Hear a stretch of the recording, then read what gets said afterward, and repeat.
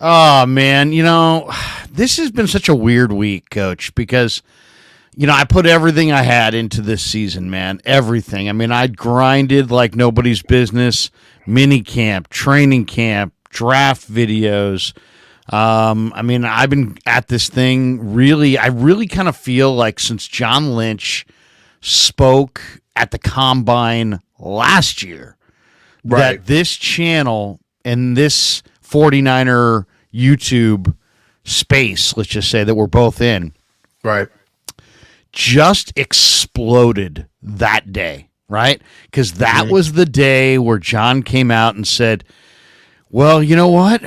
We really like Trey Lance, but that's the problem. We got a team that's ready to win right now. And from there, I went with they're going to trade Trey Lance and commit to Brock Purdy. And like from that minute on, You it just were is my just guy. it's just been on. I mean, it has been on. People attacking, people agreeing. We've come full circle, man. It's Man, been we've a hell of a ride. I mean, seriously, that whole literally that was February, and then they traded Trey in August.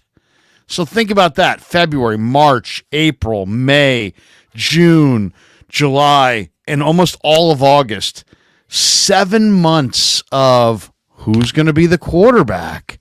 Is it Trey? Is it Brock? Is it going to be? Is it going to be somebody else? Are they going to trade Trey? Is he going to fight for the job? Where's Darnold in the mix? Now they signed Brandon Allen. Who looks better in camp? Oh my God. All the way into now Trey's a Cowboy. So, I mean, normally, Coach, this would be like a grind of a season, right? Because it goes to the very end. But in a lot of ways, this seems like the end of the longest buildup ever. And I got to be honest. I mean, coming back from Vegas and having lost, coming back from Vegas, we came back on Saturday, so we hadn't lost yet. Coming back from Vegas was I don't know if I could have made that drive after the game. Luckily, I drove Saturday, but just recapping Sunday night, Monday, Tuesday, Wednesday. Here we are. It's Saturday. I've just been in a fog, and I've been in this kind of Just trying to decompress. decompress. I wouldn't call it depression because it's like I got too many other things going on with kids and family and wife and the whole deal. I can't, I'm not in that mode where I'm just like, oh, I'm depressed. I'm not depressed, but man, it's like this has had my singular focus sports wise. I put the Giants and the Warriors kind of aside and just focused from literally February to for an entire calendar year on the 49ers and got to the winner's circle and was standing right on the outside of the perimeter to the winner's circle and only to fall short once again. And it's just it's kind of like one of those, I don't know. Where are you? I'm tired. I'm worn out. I feel like I've been like expressing kind of like my disdain for the season on Twitter. That's kind of been like my little emotional outlet over the past couple of days. So there's a bevy of emotions that I've been going through. I'm proud of the season because there's only two teams in the NFL that get to complain about how they performed in the Super Bowl. So these are first world problems that we haven't.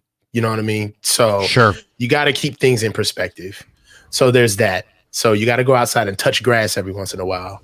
But as far as like in a vacuum, I think if I had to, we're going to talk about everything, but I think if I had to like, in a nutshell, tell you how I feel is that we didn't get beat by a better team. They were just more prepared than us. We lost in preparation. We lost in attitude. We lost in decision-making. We just lost in all of the things that you can't see. We got a chance to see them in the Raw, and if we'd have saw this stuff before the playoffs, we'd have been talking about this stuff. You know what I mean? But that's why I just was upset. Like, losing is losing. You know, somebody's got to win, somebody's got to lose. Sure. But it's the way we lost that just doesn't sit right with me, and the fallout, and to see like the defense of the team is kind of like, it's a little weird, because it's like, what is this, North Korea? Like, it's okay to say that we didn't do what we expected to do, but it's a little discouraging, to be honest with you. How would you say the way it ended, or how it ended? What about how it ended bothered you the most? I mean, obviously everybody knows the OT stuff. Niners lost in overtime. Yeah. How it ended with me was it Kyle. The strategy in overtime, you mean? Yeah. Well, not only the strategy with overtime, but let's just go. Let's go with the third down play that we got the blitz consistently, man. They were playing man zero coverage against us for most of the game. They started out in two man cover high. I mean, two man high cover two, and it wasn't working. We were gashing them in the middle, and then they went into man. They started going into man, and even going into one high and dropping that 6-man in the box. And what they were really doing is they were overloading the front and forcing everything back, either with Chris Jones on the backside or forcing it back into DB. So they usually were overloaded with DBs on the front and have Chris Jones on the back. And I just felt like that just kept happening. Like, I was saying run the ball, but he just wasn't creative with running the ball. He only ran the ball one way. And if it didn't work, then, it was just, oh, well, the run's not working. And it's just like, how many tunnel screens did we see in this game? How many? That's what I was looking for Debo to do in this game. How many end arounds with Debo did we see? Debo catching short intermediate passes is cool, but once they started going man, Debo is not a natural route runner. He's got a very limited release package, and you just saw him. Debo got like 11, 14 targets in this game. Hold on, I just want to be accurate. Where is his? It was an awful lot for a guy who's pretty hurt, from what I could tell. He got tons of targets, man. It's just like, even on putting Debo down, getting Brandon Ayuk on the outside at all times. It's just like, those are some of the things that just show that this team and this offense is incredibly schemed up, but they can't contemporaneously feel the game flow and make things happen. Like, I didn't feel like there was any situational awareness where we put the ball in Debo's hands or we put the ball in Brandon Ayuk's hands purposefully, right, for what the game called for at that moment. We weren't creative with running the ball. I saw a little flash where I thought that Elijah Mitchell was going to start getting the ball a little bit more. We're going to start using him on the inside. Then he immediately went away from it. With Christian McCaffrey, I just felt as though that a lot of the yards that Christian McCaffrey was getting, particularly through the air, was just a byproduct of the fact that Debo was not getting open. So Christian was the third option on a lot of these passes. Offensive line. We didn't, everybody knows that our offensive line struggles. Me and you talked about it. I called you. We spoke on the phone. What we talk about? You asked me directly. Anybody who's a fan of this show, they know. Larry and I have talked about this. What was the question? If there was a reason why we lost the Super Bowl, what would it be? Offensive line.